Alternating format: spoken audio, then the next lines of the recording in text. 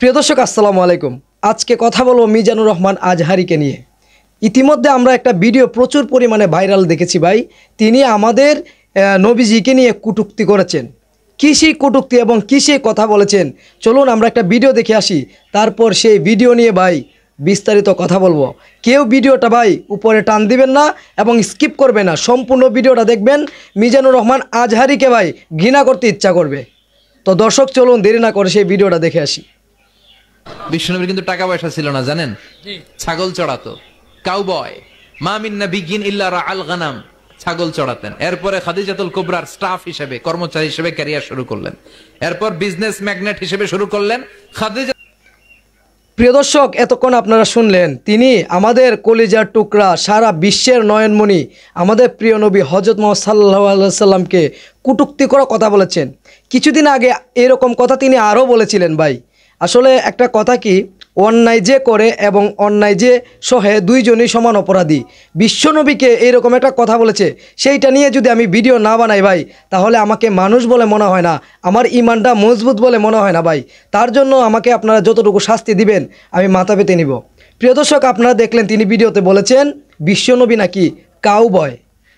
বাইরে ভাই, আল্লাহ নিজে কোরআনে বলেছেন যে আমার নবীকে তোমরা রাহিয়ান বলো না, মানে রাখাল বলো না। আল্লাহ নিজে নিষেধ করেছেন, অথচ আমাদের প্রিয় বক্তা, ইংলিশ স্পিকার, যাকে আমরা মোটিভেশনাল স্পিকার বলে জানি, সারা বাংলাদেশের তরুণদের আইডল, তিনি কাউবয়। কিছুদিন আগে তিনি বলেছিলেন সিক্স প্যাক।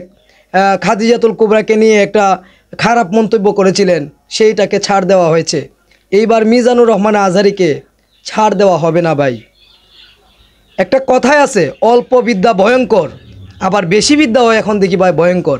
তিনি মনে হয় বেশি জ্ঞানী হয়ে গেছেন এবং বেশি কথা বলে ফেলতেছেন ভাই। বাইরে ভাই কি আর বলবো, এইরকম একটা কথা মিজানুর রহমান আজহারী বলেছে, তার মুখ থেকে এরকম একটা জ্ঞানী মানুষের কাছ থেকে আমরা আশা করি না। এই মানুষটাকে খুব ভালোবাসতাম ভাই, তার মুখে এরকম কথা শোনার পরে তাকে বয়কট করতে ইচ্ছে করতেছে, তাকে ঘৃণা করতে ইচ্ছা করতেছে। এরকম একটা কথা তিনি বলেছেন। আসলে অপরাধী ভাই যেই হোক, অপরাধের শাস্তি তাকে পেতে হবে, অপরাধের শাস্তি তাকে পেতে হবে। এখন মিজানুর রহমান আজহারী অপরাধ করছে, ভালো একটা মানুষ অপরাধ করছে, তাকে অপরাধের শাস্তি দেওয়া হবে না, কাউকে ছাড় দেওয়া হবে না ভাই। আপনি আমাকে মারেন, আমাকে কথা বলেন, আমি সহ্য করব। কিন্তু আমাদের কলিজার টুকরা, নয়নের মণি, প্রিয় নবী হযরত মুহাম্মদ সাল্লাল্লাহু আলাইহি সাল্লামকে নিয়ে কথা বললে ভাই সম্মান দিয়ে কথা বলবো না ভাই, ব্যবহার ঠিক রাখবো না, মাথা উলট পালট হয়ে যায়। আপনারা ইতিমধ্যে দেখলেন মিজানুর রহমান আজহারী তার আগে অনেকবার নবীজিকে নিয়ে কটূক্তি করেছেন।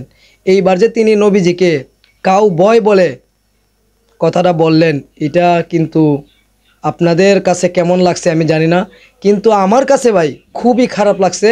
এবং সেই কথাটা শুনে আমি এই ভিডিওটা বানাতে বাধ্য হলাম। প্রিয় দর্শক, আপনাদের মূল্যবান মতামত আমার কমেন্ট বক্সে আমি আশা করতেছি। আপনারা বলুন তিনি কি সেই কথাটা সঠিক বলেছেন নাকি ভুল বলেছেন। আমি মনে করি মিজানুর রহমান আজহারীকে তওবা করে আল্লাহর কাছে মাপ চাইতে হবে ভাই, কারণ তিনি এত বড় একটা কথা বলেছেন। আল্লাহ নিজে বলেছেন আমার নবীজিকে তুমি রাহিয়ান বলো না, তোমরা আমার নবীকে সরাসরি রাখাল বলো না।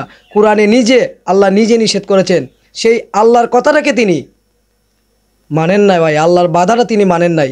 তিনি অনেক মানুষের সামনে নবীজিকে কাউ বয়, স্টাইলিশ বলে ভাই, এইরকম একটা কথা তিনি নবীজিকে বলতে পারেন না। অপরাধী যেই হোক তাকে শাস্তি পেতে হবে, সে আমার প্রিয় মানুষ হোক, প্রিয় বক্তা হোক, ভালোবাসার মানুষ হোক।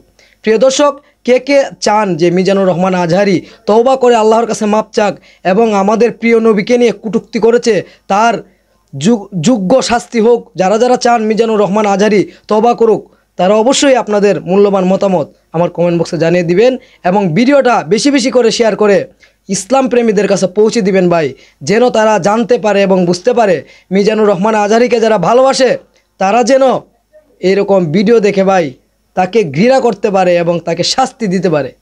দর্শক শ্রোতা, যদি ভিডিওটি ভালো লাগে একটা শেয়ার দিবেন। ধন্যবাদ।